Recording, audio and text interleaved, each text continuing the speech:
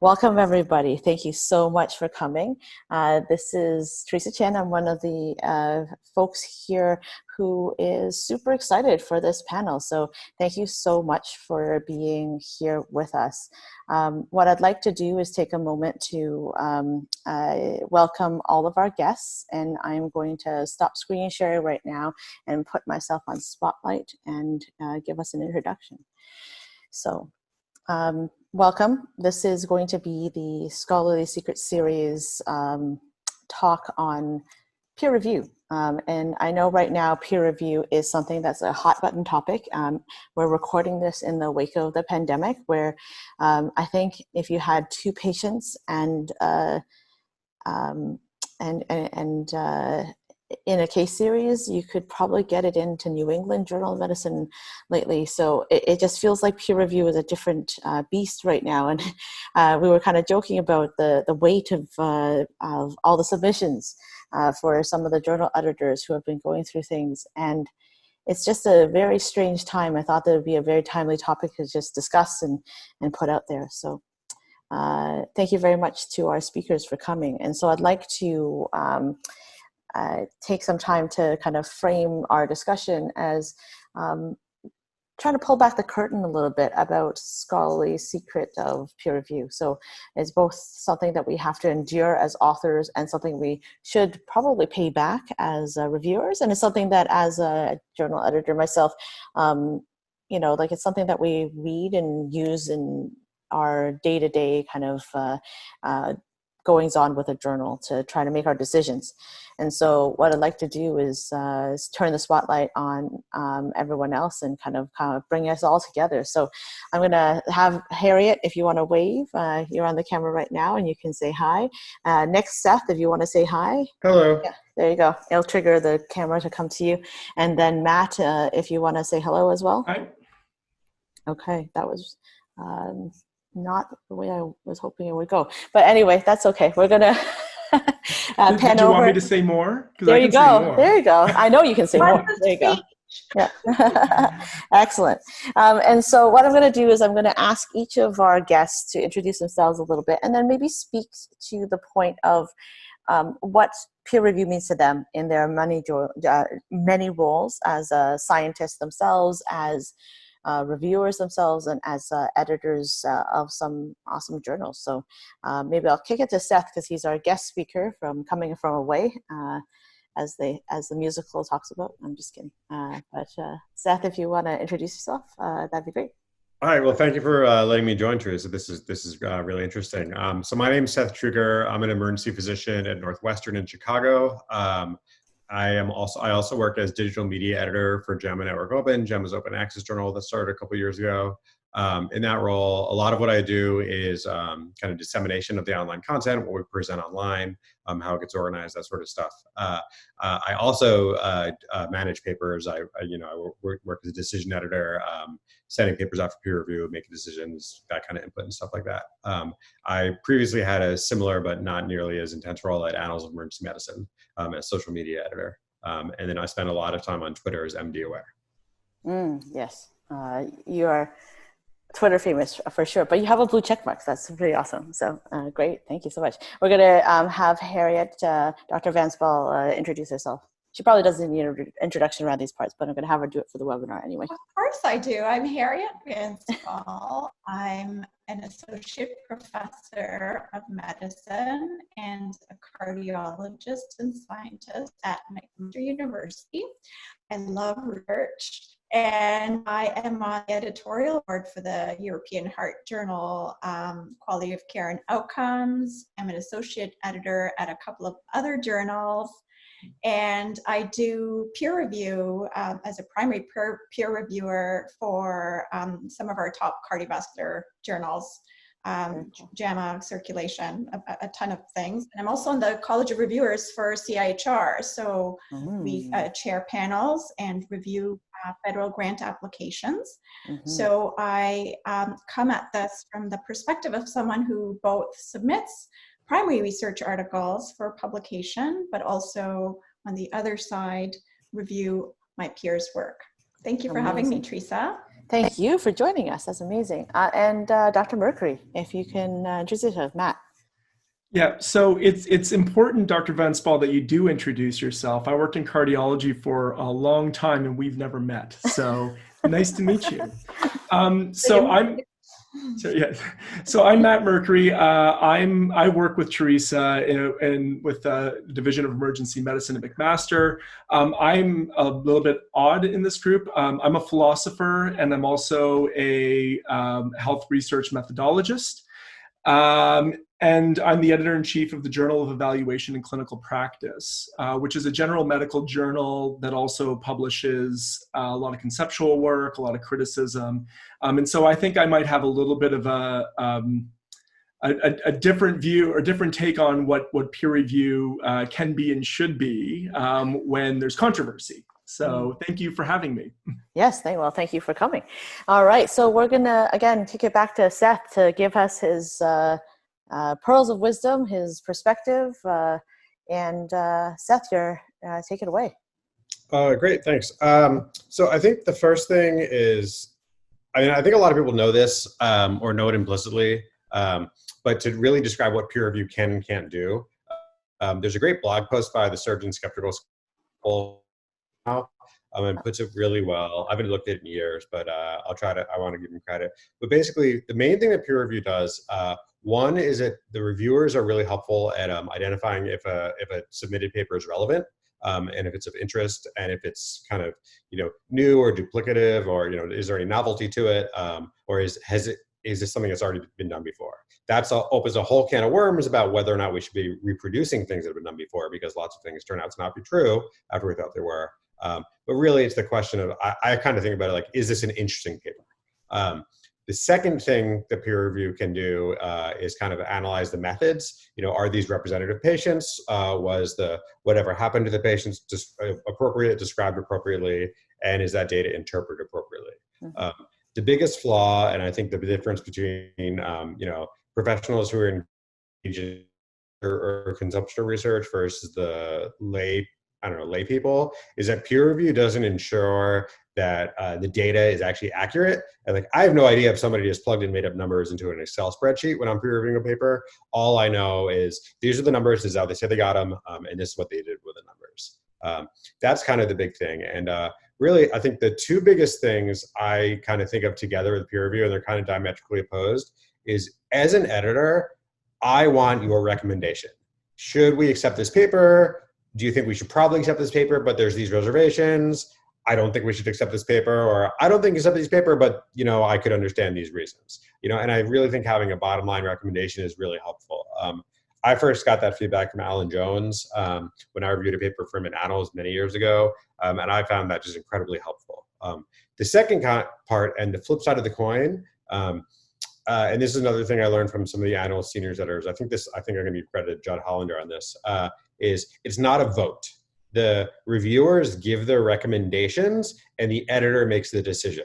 And sometimes I think as an author who submitted papers, it can be really frustrating because you see these two reviewers really like the work and they rejected it. And I think we have to recognize that the number of peer reviewers, the top journals get, the top articles, the top journals get 4 probably peer reviews plus internal review by editors. And I think it's pretty common for a lot of papers to get published with only 2 peer reviews. So we recognize it's a small sample, but ultimately the editor or the rest of the editorial board who's reviewing the paper, making the decision, have a lot more input than the reviewers do. And they might recognize that, other factors about, say, priority within the journal or problems with the peer reviews or things like that. But really it's just, it's like when I ask my daughter what she wants to do today, she can give me good input into it, but ultimately I'm the one who makes the decision. That's a really good analogy. And sorry that you cut out for a minute there. It was Skeptical Scalpel that did the blog post? Yeah. So I'll try to find it. Yeah, if you can send it to us and put it in the chat, I can also put it with the show notes eventually when we put this up online. All right. That's a really good overview of kind of what peer review and where it's situated. I know Dr. Van Spall has an opinion as well, and I think she has slides, which is awesome. So maybe Harriet, I'll kick it to you if you want to screen share. I thought I would talk just for a second or two on the process. So when we submit articles for peer review, they are usually vetted by the Administrative Office for Technical Concerns, formatting, and to ensure all of the requirements are met. The article then lands at the desk of the editor, and if deemed appropriate for further review, is assigned to an associate editor who can then reject the manuscript based on duplicity or ethical concerns or lack of originality or major methodological flaws, or assign it to 3 to 4 peer reviewers for external review. So when you hear back very quickly from the journal that it's had a rejection, it hasn't really gone out to external review. As an external reviewer, if it passes the primary stage, the article then lands on your desk. And your goal as a peer reviewer is to assess the validity, so the internal and external validity of a research study, the quality, the significance of the publication, and originality, with a view to providing feedback that may improve the quality of the manuscript, and also to deem whether it is suitable for publication or not. How do you provide a good peer review? I think in general it's helpful both for you as a reviewer and for the associate editor if you summarize the aims, make sure they are tied to appropriate methods. So each of the study aims should have a methodologic component that is appropriate to answer those study aims or study questions. And then methods are linked to analysis and appropriate inferences from that analysis.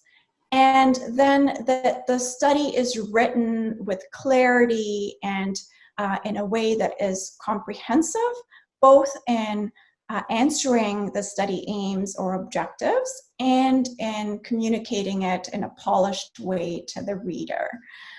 After that assessment is completed, it is important that you score the manuscript. Every journal has a different scoring system. Oftentimes you're asked to score the journal based on originality, validity, and quality, and then make a recommendation whether it is appropriate for publication or not. I find it helpful as a reviewer and as an editor, associate editor, when reviewers highlight the major issues and the minor issues that may preclude publication as is, and that the information is presented in a clear way. It helps to itemize the points, increase its readability, and it helps for you to edit your work so that you're not saying the same thing over and over again, and so that you're saying things in a very succinct way. You don't have to write a detailed review at all, but make sure that you summarize your viewpoints in a succinct way that is clear. What are major issues that preclude publication? These are concern regarding data integrity. Now that's very hard to know as a reviewer, and I'll make some recommendations for journals that may help with these data integrity checks. But as a reviewer, you can make sure that the research is ethical, that the study design is appropriate. So if there's a flawed study design, so this would qualify as a major problem. If the data is insufficient, incomplete, if there are large losses to follow up, if missing data is not handled in an appropriate way, if the statistical methodology or the statistical analytic plan is inappropriate, if it doesn't account for confounders, if the data that's presented is unclear, or if there are red flags that highlight that the statistics was performed inaccurately, if the inferences are not matched by the underlying study design, and if the research adds little, if anything, to the current knowledge base. The most common errors in inference I find have to do with causality versus associations versus correlation. Of course, we can't get into the checklists for each type of study methodology, but I'll provide you links that you might find useful when you're going through an article as a peer reviewer so that you can check for the internal validity of a study. What are minor issues? Those are issues that take maybe an hour or two for the researchers to address. These may include the way tables are presented, may include things that are unnecessary, so p-values might not be necessary, standardized differences may be more appropriate. There might be typos or grammatical errors. Some of the discussion might need restructuring or might miss certain elements that would strengthen the paper. There might be references that are missing. Those are pretty minor issues that can be fixed easily by the researcher and don't necessarily or may not justify rejection. Other points, as a reviewer, you can provide confidential comments to the editor that don't often reach the researcher. I typically believe in transparency. I think that if you need to write something, it should be written respectfully and with a view to transparency. It's not there's nothing more frustrating as a researcher than to receive reviews that are glowing, but then the paper has been rejected and you know that the reviewers have passed something along to the associate editor that's different from what they've written, or the associate editor may have made a unilateral decision. It's important to disclose potentially competing interests. So when you are asked to review an article, be honest in terms of your expertise. If you don't have the expertise to review a certain methodology, you can decline it and recommend somebody else. If you have a conflict of interest in terms of you're competing with another group of researchers and you feel you cannot provide an objective review, it's professional duty to decline that review. If you have a financial conflict of interest, many people have industry ties that prevent them from objectively assessing a study that might be put forth by a competing industry partner, if you will. Decline that review and pass it along to somebody else who might be more appropriate. So it's not wrong to decline a review and to be very transparent about your conflicts of interest. You don't have to list what they are, but you can decline it on the basis of that. For associate editors, I find reviewers are very grateful when I actually share all of the reviews with them. They learn from each other. And I also share my summative comments with each of the reviewers. I feel that it is a step that takes a little bit of time, but it's sort of a thing that I think is, in one way, it shows that you are thankful for their time. But in another way, it makes peer review an opportunity for learning, for lateral learning between peers. So if you're an associate editor, consider doing that. Most journals don't actually do that. These are some tools, while you don't see my slides, but there are tools for quality assessment, and I have links here that I'll share with Teresa so she could forward them to you. And these are for systematic reviews, randomized control trials, non-randomized studies, diagnostic studies. I'm not commenting about viewpoints, perspective, opinion articles, and some of the education research, which has different methodologic issues that may be considered. In terms of giving feedback, I have a list of do's and don'ts. In terms of do's, justify your recommendations with specific examples. Try not to provide blanket statements. If you have the time, provide one or two examples so that the reader might benefit from that, the reader being the researcher. Be specific so the authors know what they need to improve. Be professional and respectful in your comments. Even if you're providing confidential comments to the editor, just assume that the researcher might read those comments. I find this is a good tip even when you're on social media. Make sure that you post something that might be insightful. It could be critical, but it can be professional and respectful at the same time. Remember to say what you liked about the manuscript. You know, we learn about the sandwich technique in terms of giving feedback to learners. I think a sandwich technique is appropriate even for researchers. Research is tough. We face lots of rejections. I've had so many rejections. And for every win, you know, there are 4 or 5 losses. So it's okay to say some of the strengths, right? And be mindful of your implicit biases. So I'm very in tune with implicit biases. I feel that our process would be so much stronger if we are blinded to the names of the authors who are presenting their research for publication. And we know from research that there's name recognition, there's also gender recognition, there's a racial element to, or ethnicity that can be associated with implicit biases. And we know that certain demographics, with all things being equal, are less likely to have successful publications than other demographics. So be mindful of your implicit biases. And if you feel like you need to mask yourself to the names of the researchers, do it. And then another big do is to submit your review on time, because it's an act of courtesy, professionalism, and also mindfulness and respect for the researcher who's there waiting sometimes for 2 months, 3 months, 4 months to get their show on the road. So please be on time.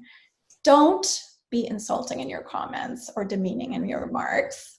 Don't recommend onerous edits or revisions that are out of the scope of the study. You know, for RCTs and a lot of prospective studies, you can't ask for more data that may not have been collected, right? You can't ask for redesign. You can ask for an additional regression analysis, but be mindful, you know, that if your request is beyond the scope, then it should just be rejected. Don't use your status as a reviewer to promote your own research. Don't ask for authors to incorporate your references to jack up your H-index or citations. And then don't submit your review without proofreading it. And sometimes if you find that that reading a study is, you're getting impatient, take a break, go back to it, and then synthesize your summary well in a succinct way, and then submit it. I would say weaknesses are the slowness of the review process. It takes over a year to publish a paper. There are issues around the expense for the reviewer. There's biases and subjectivity that we all bring to the table. There is potential for research misconduct, and the responsibility for that is really on the shoulder of the investigators. But if you are looking at a large data set that nobody's heard of, the recent retractions come to mind. There's been more than 20 retractions, but the big Lancet paper that got retracted claimed that there was this large database of hospitals across the world, but some of the prevalence rates of COVID-19 didn't match what was out there published at the country level. So I routinely go to the literature when I'm reviewing an article to see what's been published, what the risk estimates are, what the risk reduction may have been in other studies, and then I look to see if these findings are in keeping with other findings or glaringly different. That might be a way for you to check for external, against an external reference for plausibility.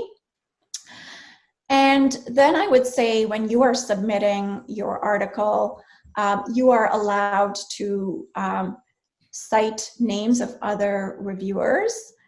There are anecdotes of scam reviews where people suggest their friends' names. And I would say, if you are asked by a journal to review an article of a friend, I know we listed other conflicts of interest, having close ties with those who are submitting is also a conflict of interest. Keep that in mind. I'm going to stop there. I have some recommendations to journals, but I don't think that meets the target audience of this. So I will stop and we can have a discussion afterwards. Yeah, that's great. Well, maybe Matt will ask you for pro tips later as an EIC. But I'm going to kick it to Dr. Mercuri now and ask him to kind of speak to his perspectives as the head honcho of a journal.